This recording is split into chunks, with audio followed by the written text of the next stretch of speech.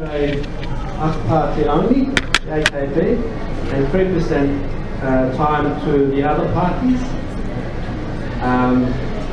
So coming up to the 2017 April referendum election, how fair do you think the election will be run, both on media and in general?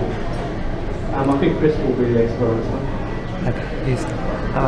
Okay, it's a good question. Just to give one example, maybe, which will give an indication. So in February, I was looking at the Prime Minister giving a speech in Adana. And the house that I was staying in had 28 channels. So I did a quick click around how many were showing this, and it was an insignificant speech. I mean, it was talking to the Council of Commerce there. And 12 out of 28 had him a live cut straight to the presentation, and all the other ones were running the ribbon lines along the bottom, like, you know, Bildirim Ali said, we're going to rebuild blah blah blah something. So if that gives some indication, and as you said, yeah, the Turkish press has been curtailed. There's hundreds or more journalists in prison. Sure. Yep. And of course, there's the Gülen presses have been taken under, what do they call it? Under, I don't know the English word actually.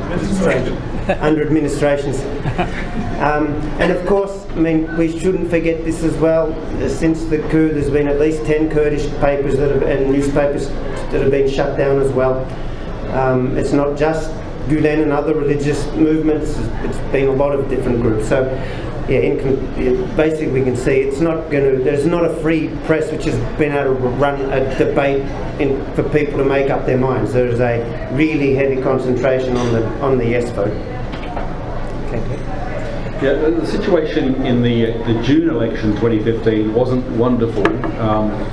But there was still hope that up until that point that the democratic mechanisms would kick in, and no one saw an alternative to AK Party in government, but they did see the sort of creeping authoritarianism, and they thought that the election results would bring Erdogan back into line. There's some mysterious events that occurred around that. There had been peaceful negotiation with the Kurds up to that point. There was an ISIS-linked attack on a Kurdish rally. It led perversely to open hostility between Ankara and the Kurds, and that the years of negotiation broke down. We had the beginnings of sort of, effectively in the southeast, almost civil war, quite open destruction of Kurdish areas. So this was designed to make sure that the Kurdish party HDP, which had got over the 10% threshold required to have seats in parliament, wouldn't do so well when there was a runoff election in November. As it turned out, HDP once again came back and got the 10%, and so more heavy-handed tactics were called for. But between June of 2015 and November of 2015, things got very much darker. Then through 2016, very dark indeed. So today the situation is you have almost 200 media outlets that have been closed. You have 145 journalists in detention, arrested, but you have many hundreds of others who are out of work and can't find alternative work, and then you have hundreds and hundreds of others who are in work as journalists, but in remaining media that's very self-censoring, so they have no choice but to sort of toe the line. So it's a very, very toxic media environment, and to find an equivalent media environment, you'd probably have to go to China or North Korea or some other extreme case. Even Russia would probably have a more vibrant, and certainly Iran, a more vibrant and open media environment. So there really is no free media. And if you think this is an exaggeration, then look at some of the recent cases where bloggers have been arrested for social media comments. A university student making a video suggesting that maybe voting no would be a good idea next month, arrested. Numerous cases of intimidation. So basically the population self-censors. And then, you know, we live, all of us, in an age of consuming media through a social media bubble, and so a lot of people are only consuming media that reinforces the view that the Dutch are horrible, the Germans are horrible, and Tayyip Erdogan is doing the right thing. But for those who have doubts, they dare not speak, because it really is a witch hunt environment. So if they're caught by their neighbour saying something, they can be dobbed in. If they tweet something, when Twitter is allowed to function and it's working, they can be arrested. And so it's a heavy hand of over-intimidation and self-censorship, which means that there's no degree of transparency for next month's vote, which means that even though for years now Turkish elections have had a fair degree of check and balance and accountability, if, as Chris said, the polling suggests, or AKP's polling suggests that they're close to securing the vote they want but they may miss, then there could be some manipulation made to carry up the difference. And the situation is so bad you almost don't know what the worst outcome was. If a no vote got up, how would Erdogan respond? It may be worse than him getting the yes vote. That's a pretty sad state of affairs. Okay. The next question, please.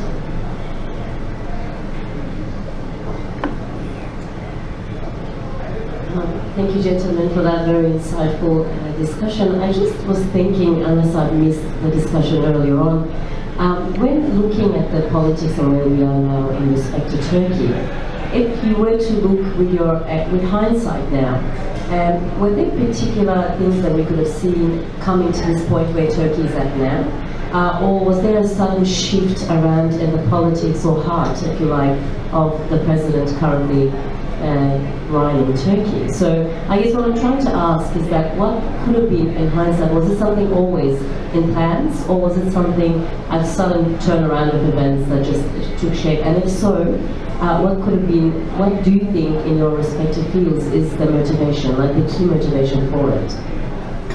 Okay, who wants to go first? I think it's a really good question. I'm just thinking, so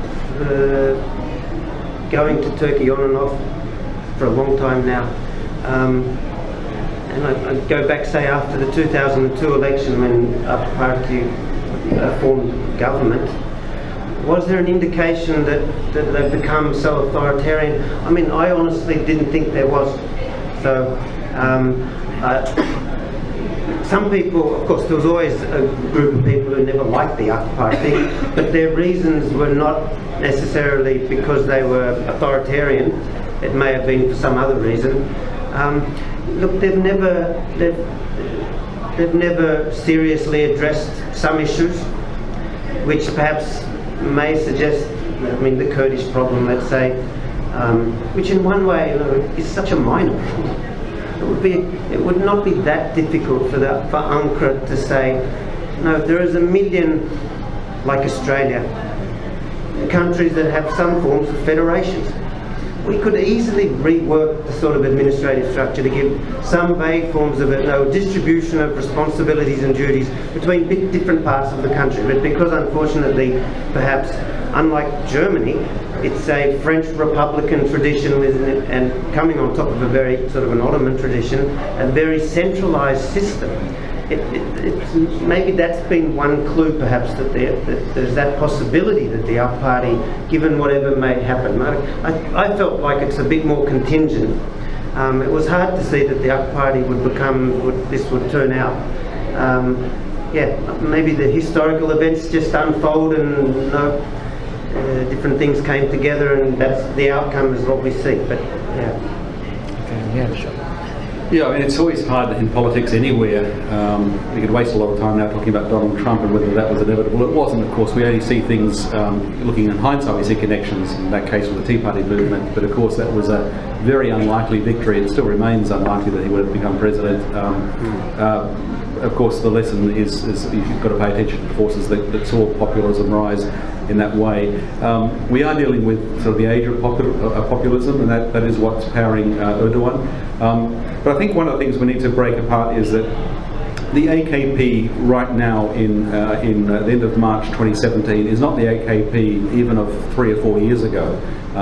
It was a party that had many people of different worldviews. Some were sort of secular leftists or Republican figures. It had people who were genuinely progressive. Scholars wrote about AKP as a post-Islamist development. They sort of thought this was that showed the way through Islamist politics and out the other side. It was being compared with, Angela Merkel's Christian Democrats, saying, okay, you get a party that starts with a religious base, but just as Labour parties might go beyond their initial Labour union base and become something else, the so-called Christian Democrats of Europe sort of go beyond that. AK Party was showing what would need to happen in the Muslim world. It was in as a very positive role model. And I don't think people were completely, and of course I've got a personal bias in thinking about my own sort of writing over the years, I don't think people were completely silly in saying that. For a long while the signs were good. In hindsight, there should have been more telling of truth to power when things were out of line, but because the alternatives to AK Party were so miserable, it seemed best to try and make this succeed. So up until June 2015, that seemed to be the best bet. Now, if you ask about earlier warning signs, we'll go back to 2010 and the Free Gaza Flotilla, which had an element with the Mavi Marra of deliberate confrontation which led to loss of life. And people were saying then this was not the way to handle things. And that was the beginning of the signs that Erdogan was going to go down an authoritarian path. But I don't think it really became clear until the Gezi Park protest. Then it really did become clear that there was an authoritarian turn going on. But then you need to understand that the corruption allegations that came out in December 2013 meant that Erdogan would have to somehow find a way out for himself, his son-in-law, and other inner circle, or possibly face, being impeached and thrown out of office and held up on massive corruption charges. He responded by a heavy-handed purge back then, a small purge compared with what's happened over the last 8 months, but a pretty big purge at the time of the judiciary, closed down the case against him, and then seemed determined over 2014, 15, 16 to move towards this idea of executive presidential power as being the way out. And I think what we're seeing is a strong man with his back against the wall, whose family risk major corruption allegations, who risk being found guilty, impeached for himself, and then put in jail. And his response was, over my dead body, and over the dead body of a lot of other people. So, as I said, up until June 2015, the hope was that the democratic process would correct things. But I think he had so much at stake. He was so, in my reading of events, so culpable that there was no way he wanted to risk prosecution, and so he's gone all out in a way which is contrary to what the AK Party was doing, contrary to what many of his AK Party colleagues, contrary to what people like Davutoglu and Gül were doing. But it was win at any cost, and unfortunately, it's a familiar pattern of the rise of dictatorship. But it was excessively selfish, I think. It's come at the price of the nation, and many people who are now proudly cheering him on as the voice, speaking against the West and standing up for the Muslim world, I think will come to rue the day when they went along, because if it's taken us a little while to have our eyes open to what's going on, there are others whose eyes are still closed, but I think we'll awake to a sort of very horrible reality. Okay. So the next question, please.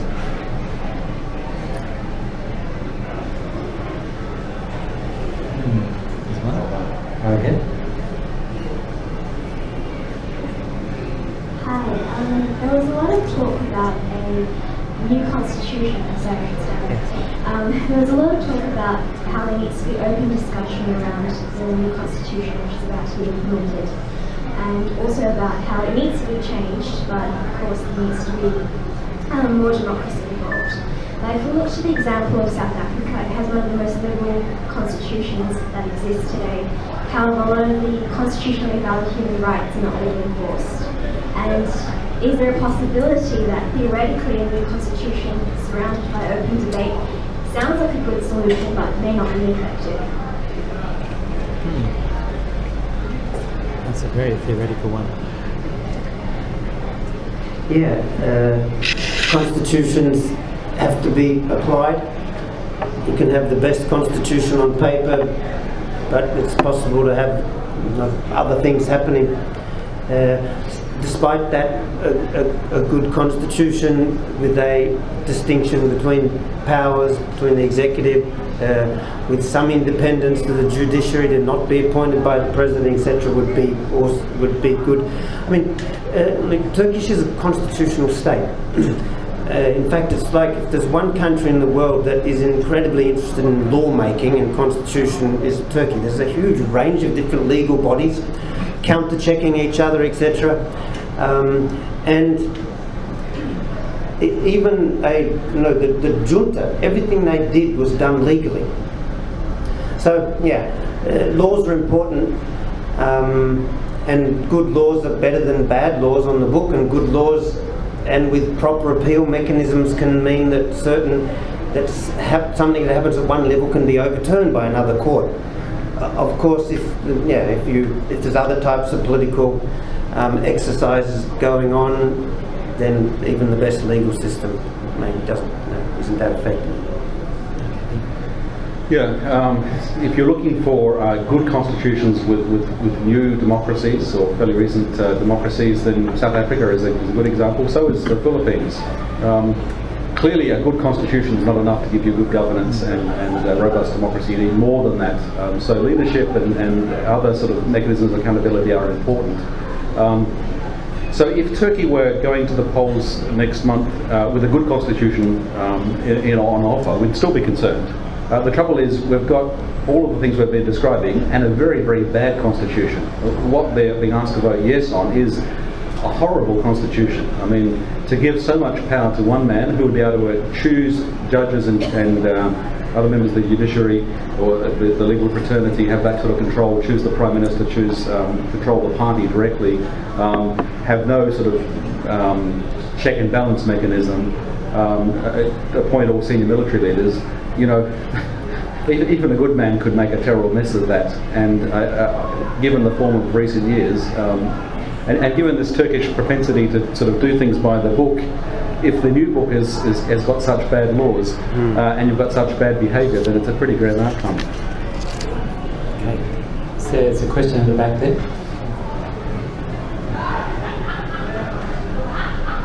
Just say your name if you can and stand up, please. My name is Yonja. I guess it just probably ties into what you were saying, Greg, with the upcoming referendum on saying yes or no.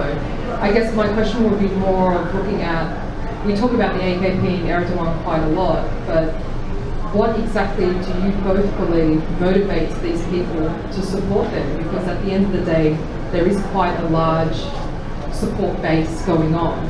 So what is the motivating factors? What would you think the motivating factors are? Okay. Again, you want to start? Okay. It's $1 million question. On what grounds do people vote for a political party? Which could be lots of different reasons. I mean, one, AK Party's tradition is coming out of municipal politics. So that's got them a lot of credit.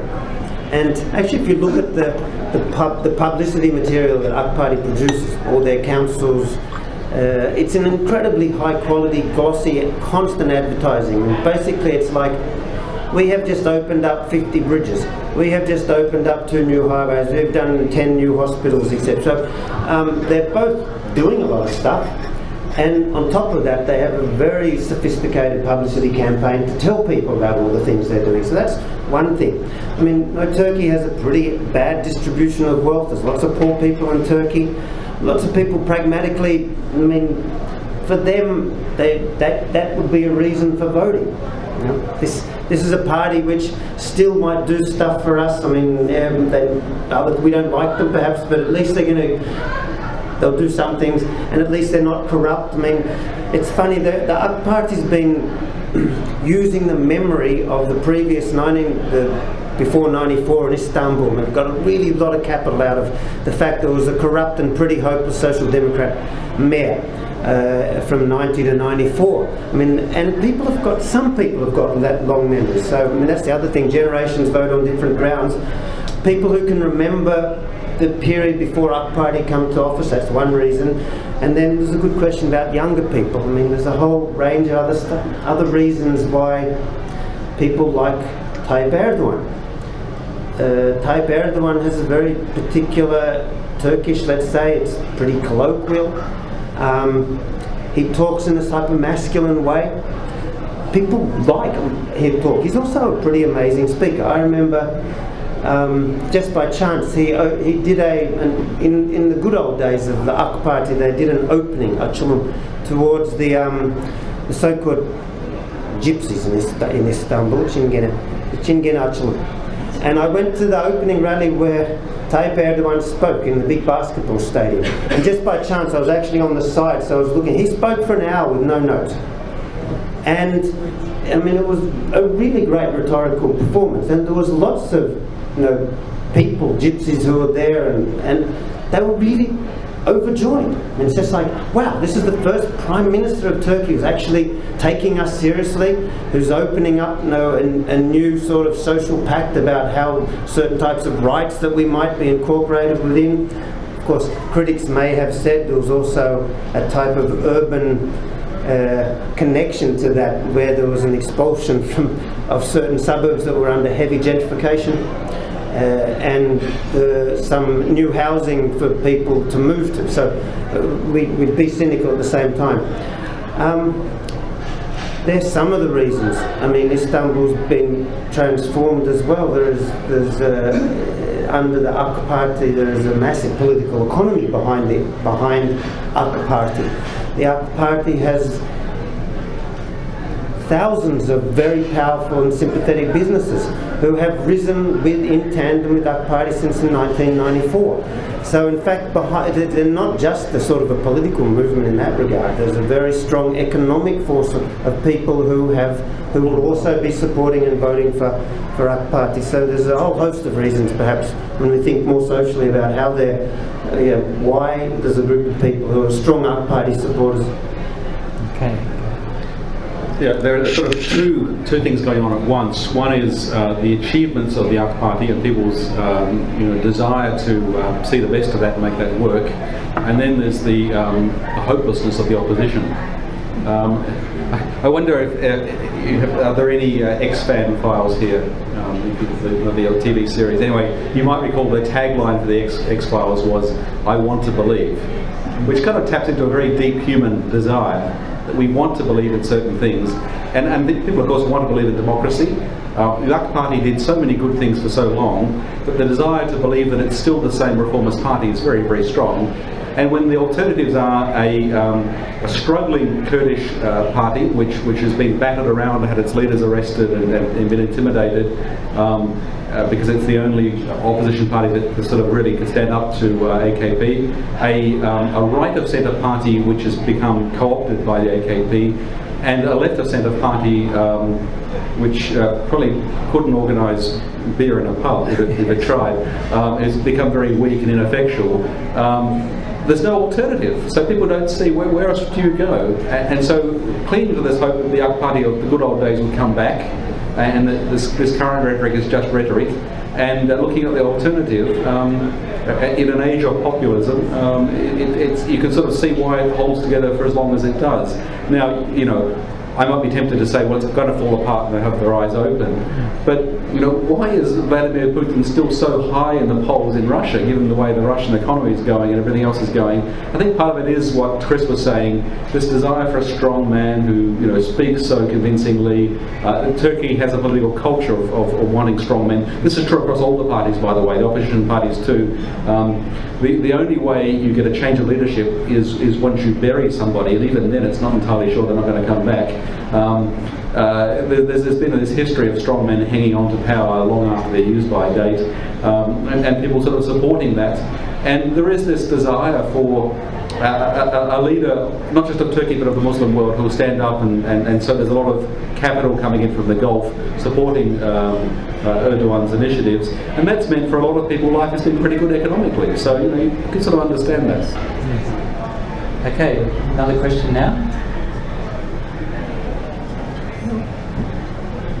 Hi, my name is Atilla. My question is basically post-referendum period, I'll say. So far we talked about the Erdogan and the stuff we did.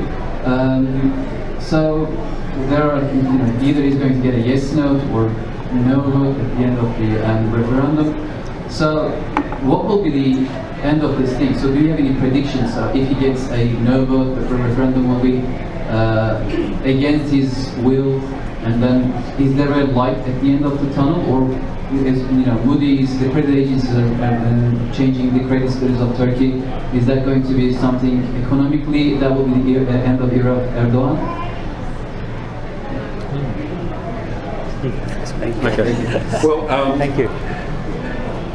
I think Erdogan was really hoping that June 2015 would have given him election results which would give him the foundation for pushing ahead with these changes. And he was denied that.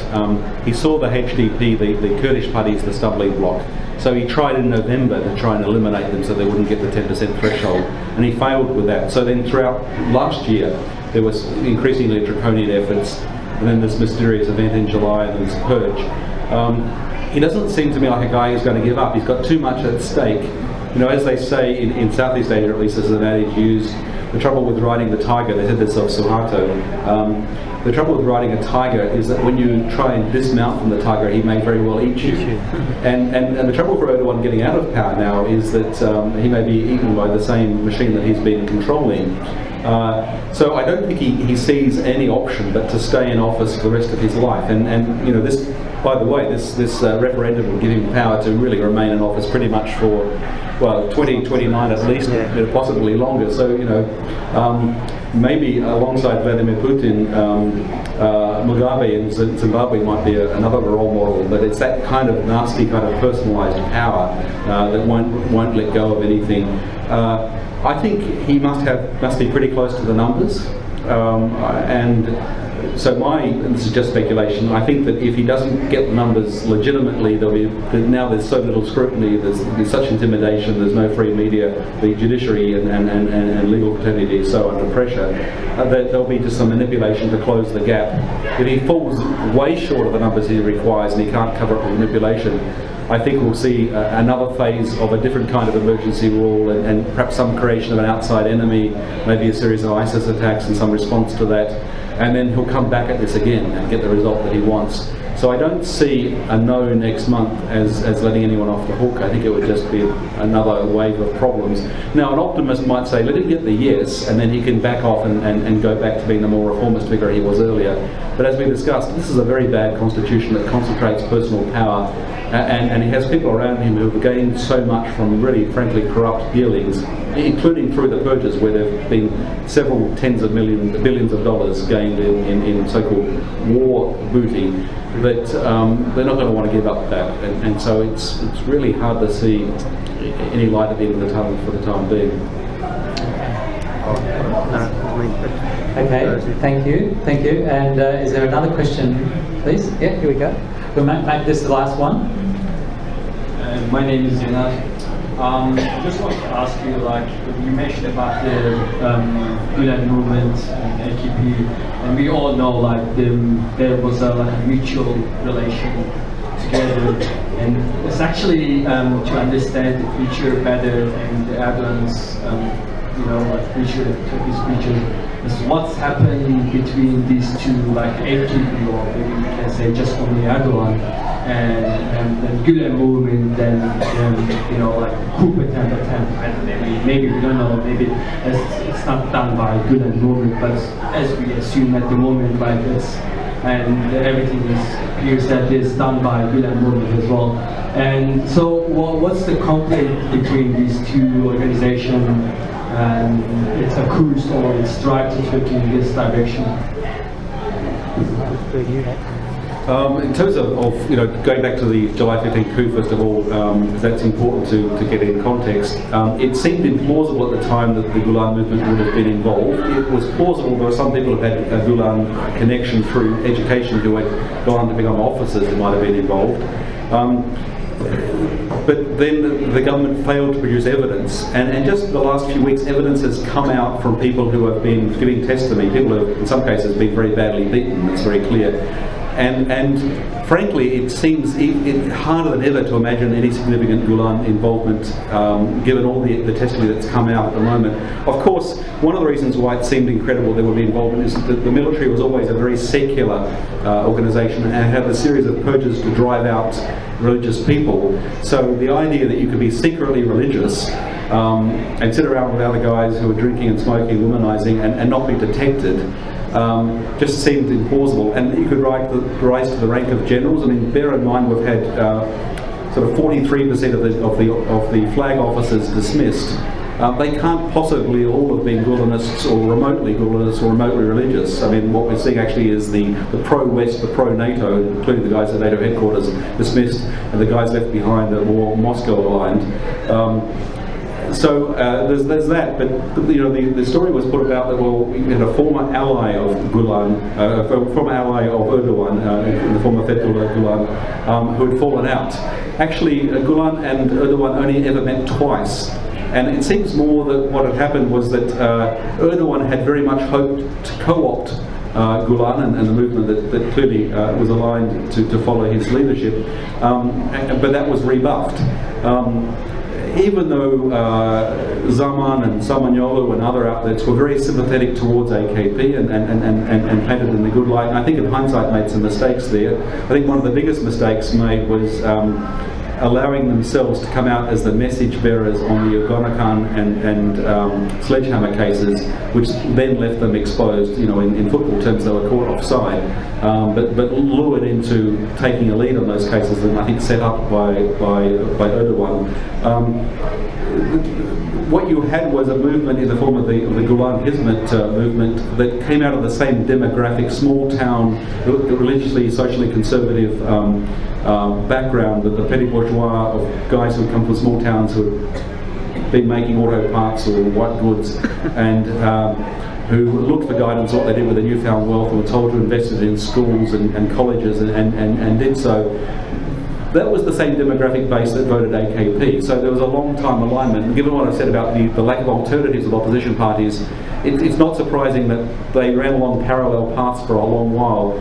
But my reading of Fethullah Gulen, who through the course of his life has increasingly moved away from his earlier conservative base and become more outspoken, and acknowledges how his ideas have changed whilst living in America, is that he always saw this day coming when they would part ways in a very abrupt fashion. And of course everyone was hoping it wouldn't be as well. It's been frankly sort of really nasty, but it's been a convenient stalking horse. One of the things about the Gulen movement with the purge is that I can't imagine any other section of society that could have been treated this way with a purge and not literally fought back. These guys have literally turned the other cheek and not fought back, which is part of the culture of that movement. And I think Erdogan recognised that. He thought, these guys are unpopular with many people because they're so religious and so pious and they make us look bad, and they've been successful, which we envy, and they've got all this nice stuff which we want. So we'll make them the enemies, and no one else will care too much. The leftists won't care too much, the rightists won't care too much, the others won't care too much. And that's basically worked. So that to me is my way of trying to explain what's happened. And unfortunately that's a pretty cynical view, but the evidence unfortunately aligns with that so far. So I think the thing is, whatever you think about the Gulen movement, means like basically broken by everyone. Look, I think they were coming off the same demographic base. There wasn't a better party for Gulen inspired people to support than AKP, and so for a long time they thought it best to support this party.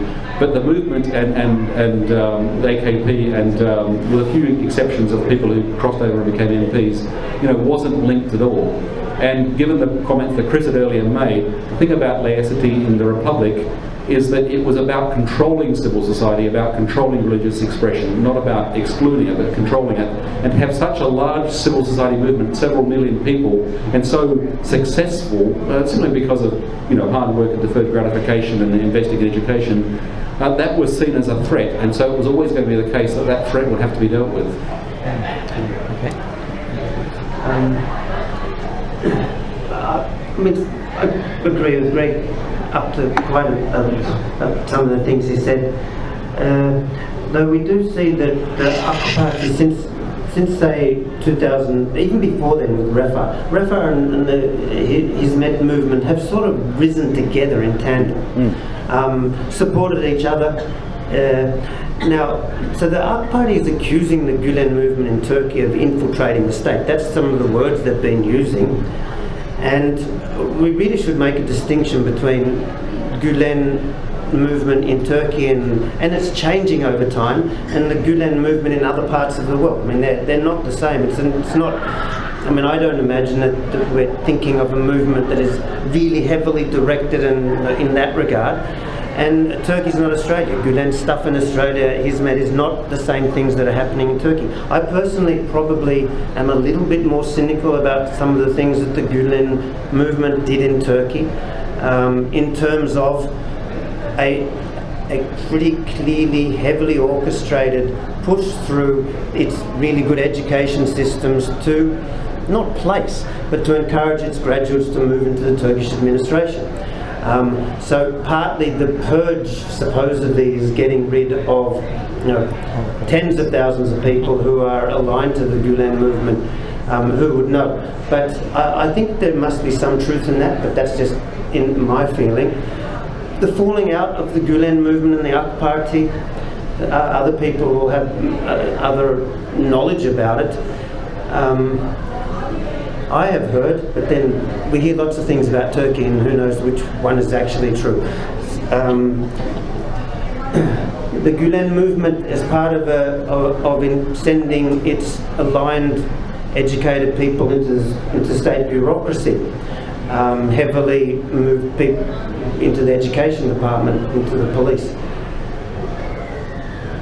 MIT, the Turkish intelligence, was not that easy to have the same thing happen, and at one stage the head of MIT started negotiating with the Kurdish movement, and then a prosecution case was opened up against that person who started negotiating, and that actually seems to be one of the moments that the AK Party said, oh, actually, look at that. There's prosecutors which are maybe linked to the Gulen movement, which may even be able to take the MIT guy to court, and that person had a very strong relationship with Tayyip Erdogan, so there was a link straight into Tayyip Erdogan. That may be one reason. I mean, look, how do we know whether those things really happen? You can get some indications. It's hard to follow them in the newspaper. Well, they're not really published in the newspaper. But there was an alliance between them. There was a mutual interest. They had very strong reasons for being scared of Turkish Kemalism and what the Kemalist institutions of the state may do to oppositionary movements. They've had a long history of what Kemalism means in Turkey. So they had very strong mutual interests for why they were working together. Why it's gone so bad and fallen out, there's a few different explanations for that. That's just one of them. There may be some others as well. So, yeah. Okay, that's the end of the question and answer session. So I'd like to say we have started with the question, what is the future of Turkey with Erdogan? But the answer is no one knows, I think. But it's a very serious prospect in the next month or two. So I hope that Politics in the Pub here at Harold Park Hotel can come back to this question maybe in 8 or 9 months. It might be a good idea to do that. Okay, so please, once again, please thank Professor Greg Barton and Associate Professor. Before finishing, we would like to thank each and every one of the panel. And just a small gift from the committee. Actually, it's not my uncle shop, but next one.